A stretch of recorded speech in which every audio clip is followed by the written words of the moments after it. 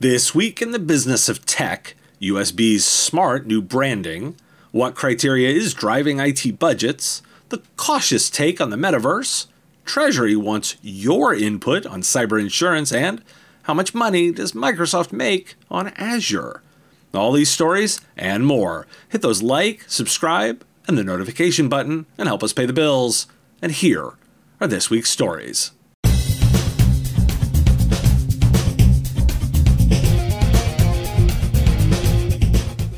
It seems Monday mornings are for the security woes. Let's cover all the news here. The big headline, there's another Exchange bug, and it's being exploited in the wild. There's also no patch as of this broadcast. There's mitigation, and Microsoft says the exploitation of proxy not shell is limited. In that context, Protocol has a piece about identity, because as CEO of Okta, Todd McKinnon, observes, all attacks become identity-based attacks. Quote, if you can get identity right, you're protecting yourself from all attacks at some level, McKinnon said. And the inverse is also true. If you get it wrong, you're opening yourself up to all kinds of attacks. Quoting Protocol, the adoption of identity threat detection tool is worth considering, as is technology for helping secure the use of unmanaged applications, or shadow IT, experts said. And more robust forms of authentication than the humble password can also go a long way. And while referencing both Microsoft and identity-based attacks, Microsoft CVP and CISO Brett Arsenault revealed last week that a Microsoft analysis shows a 60% increase in password-based attacks. Password attacks went from 600 per second last year to 920 in 2022. And in another blog post, the company warned that hackers are using open source software and bogus social media accounts to dupe software engineers and IT support staff with fake job offers that in reality lead to malware attacks. All in all, small businesses are seriously underestimating the cost and recovery time. And that analysis comes from the insurance industry. A new nationwide agency forward survey revealed that 40% of small business owners believe a cyber attack costs less than $1,000 and that 60% expect it to take less than 90 days to recover from an attack. However, nationwide data confirms that attacks can cost businesses between $15,000 and $25,000 and take an average of 279 days to recover. Why do we care? Well, a few takeaways. If your email's in the cloud, this Exchange problem isn't your problem. Microsoft 365 customers can sit back and relax. Why, oh why, would you take this risk on yourself? Identity solutions is a space to consider. I quipped recently that email's lack of identity should be a precursor for it to be replaced, just like AM radio and standard def TVs. That's still true.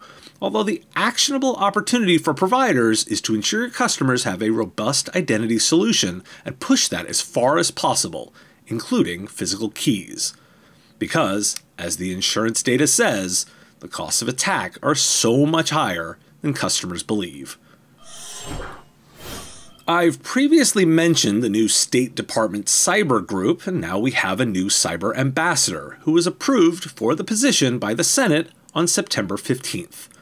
The Bureau of Cyberspace and Digital Policy is designed to focus on international cyber conflicts and negotiations and promote internet freedom and open communications. Why do we care? Forward progress, that's why. I'm increasingly frustrated by any quip that says government can't do anything right, because there's significant evidence it can. In cyber, there's now a dedicated ambassador after promising to create one. Forward progress. And in something tactical, small, yet so practical, the USB Implementers Forum, which is the body that manages the USB standard, is doing away with super speed USB branding and is working to simplify the branding for USB further. This means that USB 3.2 Gen 2 will now be called USB 10 GB. USB 3.2 Gen 2 times 2 will be USB 20 GB, and USB 4 will be USB 40 GB. USB 4 version 2 will presumably be rebranded as USB 80. Why do we care? A brand adjustment that makes more sense. I, like many, have a pile of unlabeled and confusing USB cables. Here's a more precise branding that's also practical. It names the cables based on what they deliver. Smart. And a marketing lesson. Clarity matters. Let's talk a bit about managers and managing. A new survey on proximity bias from workplace platform Envoy shows that 96% of company leaders said they're more likely to notice employees' contributions when workers come into the office rather than work from home. Although nearly half, 42%, of employees surveyed said they don't feel their work is noticed more often when they show up in person. Age is a factor here. 73% of Gen Z workers said their contributions are better noticed when they're in the office versus 59% of millennials, 54% of Gen Xers, and 45% of boomers. It's not just employees to look at. A new Gallup poll found that middle managers struggle the most. The C-suite knows its role, and individual contributors do too. The study finds it's managers struggling the most. And a bit more data about the changing landscape, VCs are rethinking their offices too, as Protocol further dug into several VCs who are breaking with offices just in the Bay Area and expanding out. Why do we care? Broadly, no single answer remains the theme, as what works for younger employees doesn't work for older, and all the spectrum in between. The size of the business matters here. Most small companies will have little to no middle management, and as they grow, this will become a problem. Due to the simplified management structure, there's likely a solid argument for small companies being able to execute more on remote and hybrid work. That will be strained as they grow and will be essential to remember. This isn't a new challenge, it's just now more challenging. The proximity bias issue could be as simple as being aware of the bias. Many bias issues can be overcome by simply being aware of the prejudice and factoring that into decision-making. An oversimplification, to be sure, except when it isn't. I also wanted to look at IT budgets again, because of some of the insights from Protocol. Here's the take. SaaS companies like Salesforce, UiPath, and Twilio have adjusted their guidance down. Still, per the writer, demand for IT tools and technologies that can help enterprises with digital transformation hasn't waned, as executives at ServiceNow, Atlassian, and SAP reveal. Nearly 60% of tech leaders featured in Battery Ventures' latest cloud software spending survey already spend more than $100 million on infrastructure, applications, and data, and the majority plan to increase their tech budgets. Why do we care? This is good news. Core business needs continue to be prioritized. Digital transformation promises to drive top-line revenue and thus will get investment. Referencing my good, better, best analysis model, IT spending that drives top-line revenue is best, and business owners will spend that money over and over. And a data point that validates my predictions on the metaverse. According to KPMG data released Thursday, most enterprise leaders are taking a cautious approach to investing. Quoting CIO Dive, almost 2/3 of executives say they are waiting for competitors to invest in and/or adopt metaverse technologies before investing themselves. Resource constraints are contributing to adoption delays. Nearly 7 in 10 businesses with plans to adopt the metaverse and Web3 say they'll outsource and/or partner with tech companies instead of building capabilities in-house. Why do we care? This is about eliminating distractions. The metaverse is currently a distraction for most.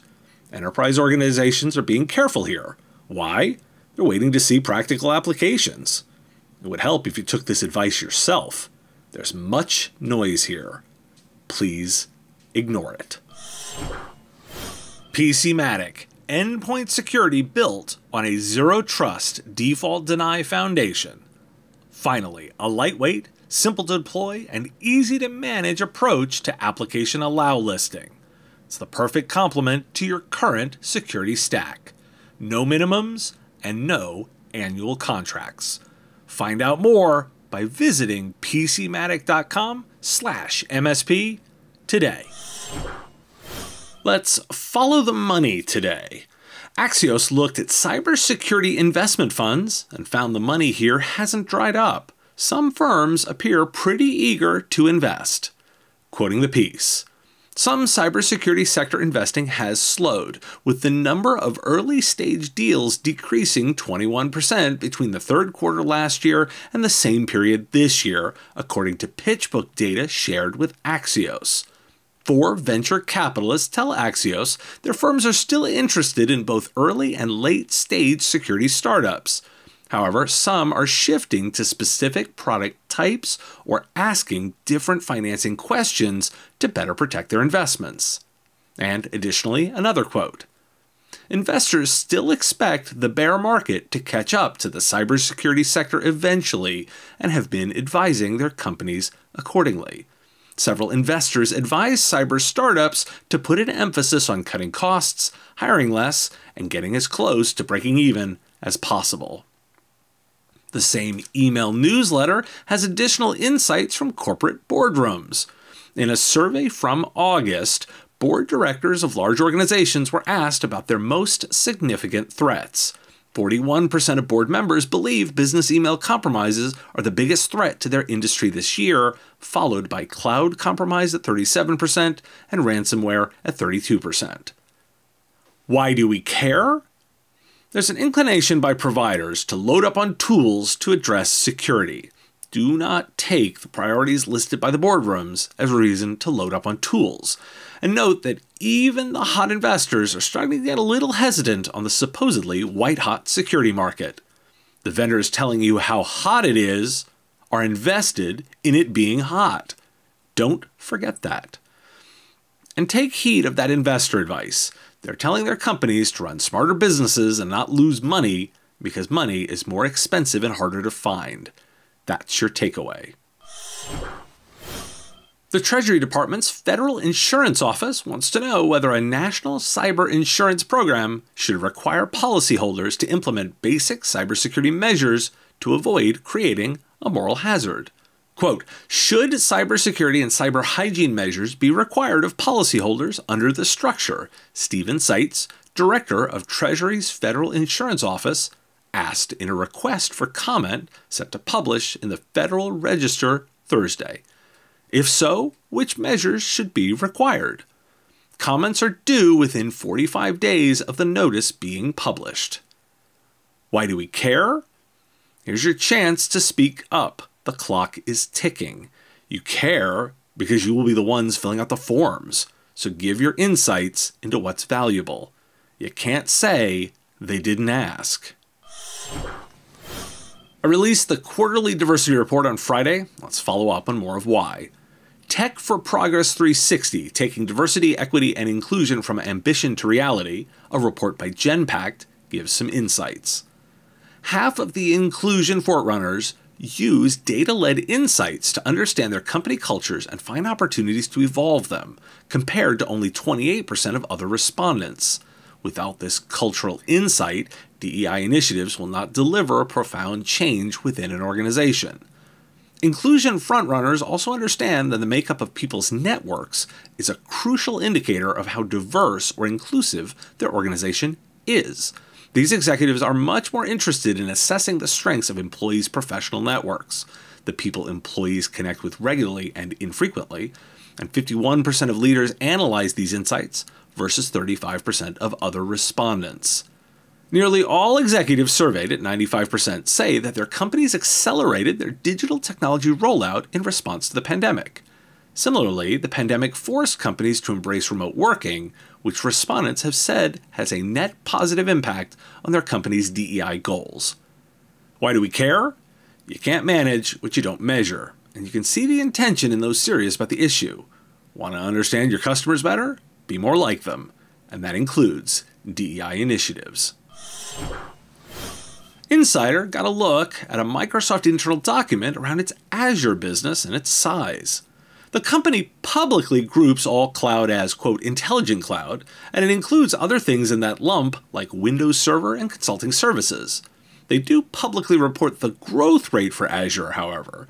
That intelligent cloud unit booked $75.2 billion in Microsoft's previous fiscal year. The internal presentation viewed by Insider gives some additional insight, quoting the piece.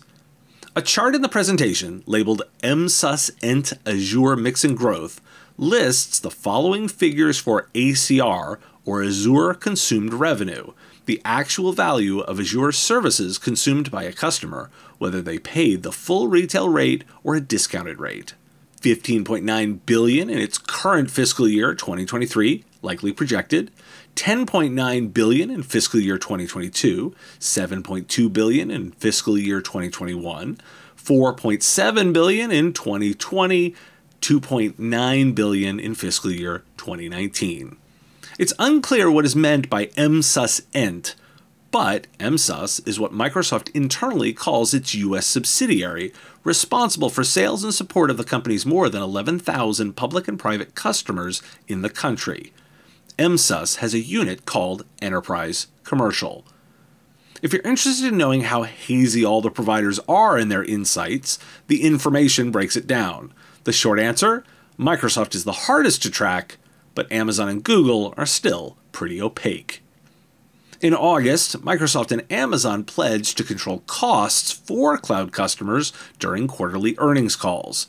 From that coverage in CIO Dive, quote, vendors are reducing their cost structure because they know they're about to get into a massive war, both against each other and against all of the other financial decisions that large enterprises have to make, said Juan Park, chief analyst at Amalgam Insights, a technology research firm. And while we're on the Seattle-based giant, Monday was the beginning of the company's new cloud partner program, replacing the silver and gold competencies. Pour one out for those old designations. Why do we care? Microsoft remains the key partner, or simply vendor, in their go-to-market strategies for most providers. Understanding where they are making money and what they value is important to maximize the relationship. Azure is about 15% of that cloud number for last fiscal year, and we know it's growing pretty fast based on previous numbers. The context here is that infrastructure as a service and software as a service are different businesses for both Microsoft and providers.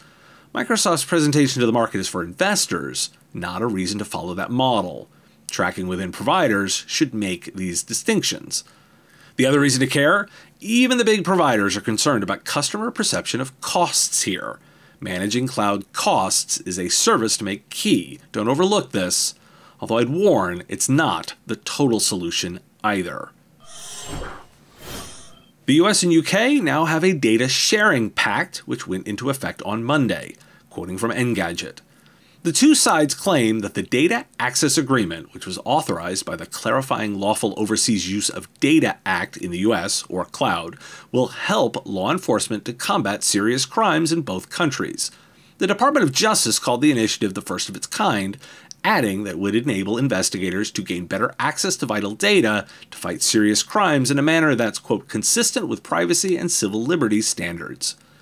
Under the agreement, authorities in one country can request data from ISPs in the other country, as long as it's related to preventing, detecting, investigating, and prosecuting serious crimes, including terrorism, transnational organized crime, and child exploitation.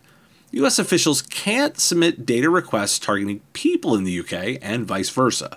Presumably, the request can either be used to assist domestic investigations or investigations into foreign nationals. Authorities also need to adhere to certain requirements, limitations, and conditions when they access and use data. And the other big news of the week from the White House is the blueprint for an AI Bill of Rights, released Tuesday by the Office of Science and Technology Policy, which describes 5 principles that should be incorporated into AI systems to ensure their safety and transparency, limit the impact of algorithmic discrimination, and give users control over data. They aren't the first. IBM made a set of principles in 2017, the EU's guidelines were released in 2019, and the Vatican published in 2020 on the topic. In 2020, the Trump administration released larger technology regulation principles, warning against over-regulation. Why do we care? The first is law, the second is not. That said, they're both helpful. Be aware of the law here. If customers do business in the UK, their data can be pulled. On the second, it's the frameworks I'm interested in. In tomorrow's bonus episode, I talk about privacy as a service. Well, there are ideas here about user control over their data. Borrow from experts, don't design this yourself. And I think there's a service to be delivered. It's all about data governance, and we'll go into it tomorrow. Thanks for your time and attention. Time is a finite resource, and I really value you giving me some of yours. If you like this video, you can let me know with a like of the video, and even more valuable, hitting the subscription button. My content is all free, and I use metrics like subscriptions to pay the bills, so it has real value. The content here is produced under ethics guidelines posted at businessof.tech. If you're interested in more content like this, you can get access to content early via our Patreon at patreon.com/MSPradio. It's our give what you want model where you set the value of what you think the content is worth. If you like this podcast, you can catch it daily as the 5-minute news and commentary show, The Business of Tech, available on all your favorite podcatchers with links at businessof.tech. Just hit that big blue button to subscribe. Again, thank you for taking time out of your day to listen, and I really value the interaction. If you want to say something in the comments, I do respond and watch all that, and I look forward to talking to you next time.